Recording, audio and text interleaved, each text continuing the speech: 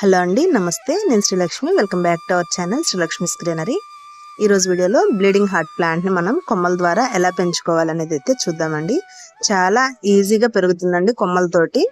అయితే కొన్ని టిప్స్ అయితే ఉన్నాయి, అవేంటో చూసేద్దాం రండి. ఒక మొక్క అయితే నేలలో వేస్తున్నానండి. ఆ నేలలో వేసిన మొక్కకి ఇన్ని కొమ్మలు అయితే వచ్చేవన్నీ కూడా కటింగ్ తీసుకున్నాను. మనం ఫ్లవర్స్ అయిపోయిన తర్వాత ప్రూనింగ్ చేసుకున్న స్టెమ్స్ అయినా కానీ ఇలా నాటుకుంటే చాలా చక్కగా వస్తాయండి. నేను తీసుకున్న స్టెమ్స్ కూడా ఆల్రెడీ ఫ్లవరింగ్ వచ్చి అయిపోయిందని కటింగ్ తీసుకున్నాను. మనం కటింగ్ చేయడం వల్ల మళ్ళీ అక్కడ నుంచి కొత్త చిగురులు వచ్చి త్వరగా ఫ్లవర్స్ అయితే వస్తాయండి. ఇలా కొమ్మలు తీసుకున్న తర్వాత అన్నీ కూడా 3 లేదా 4 గనుపులు ఉండేలాగా కటింగ్ అయితే తీసుకున్నాను.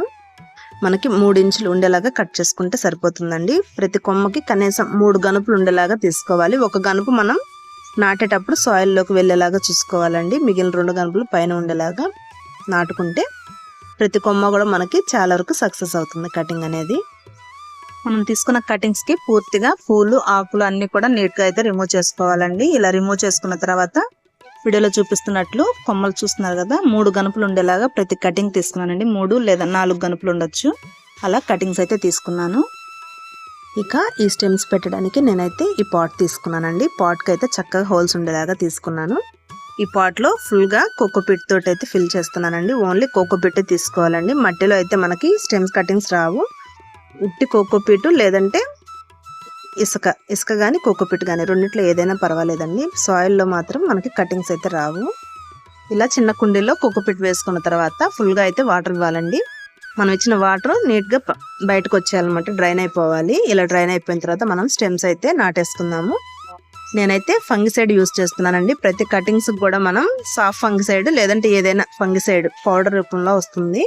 దీన్ని యూస్ చేయడం వల్ల మనం పెట్టిన కటింగ్స్ అయితే మనకి చాలా వరకు సక్సెస్ అవుతాయండి. ఈ ఫంగిసైడ్లో నేను ఇలా ప్రతి కొమ్మని ఇలా డిప్ చేసి అయితే నాటేస్తున్నాను. మనం నాటేటప్పుడు కొమ్మల్ని గట్టిగా నాటుకోవాలండి. అంటే నాటిన తర్వాత గట్టిగా కోకోపీట్ అంతా కూడా గట్టిగా ప్రెస్ చేస్తూ నాటుకోవాలి. కొమ్మల్ని మనం లూజ్గా ఊరికే అలా గుచ్చి వదిలేస్తే గనక ఎయిర్ వెళ్ళిపోతుందండి. అప్పుడు మనకు కొమ్మలు అయితే రావు. కాబట్టి కొమ్మ నాటిన తర్వాత కోకోపీట్ అంతా కూడా టైట్గా ప్రెస్ చేస్తూ నాటుకోవాలి.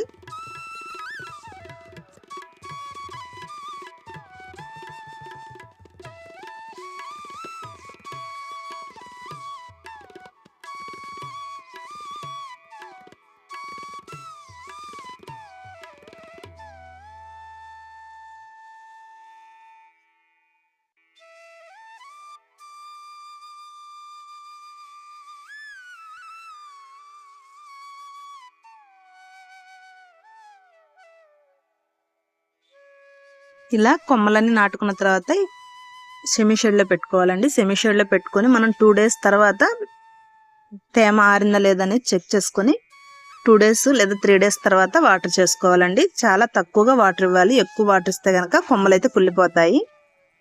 40 రోజుల తర్వాత అప్డేట్ చూపిస్తున్నానండి. ఎంత బాగా వచ్చాయి చూడండి. కొమ్మలన్నీ కూడా మనకి 90% అయితే సక్సెస్ అయ్యింది. ఏదో 1-2 కొమ్మలు మాత్రమే పోయాయండి. మొత్తం మనకి పెట్టిన స్టెమ్స్ అన్నీ కూడా చక్కగా వచ్చేసాయి. మనకి 20 డేస్ లోపే స్టెమ్స్కి వేర్లు రావడం అయితే స్టార్ట్ అవుతుందండి బ్లీడింగ్ హార్ట్కి. కాకపోతే మనం 35 డేస్ నుంచి 40 డేస్ వరకు ఉంచితే కనుక చిగుర్లు వచ్చి రూట్స్ కూడా ఎక్కువగా వస్తాయి. బ్రతికే ఛాన్స్ కూడా ఎక్కువగా ఉంటుంది.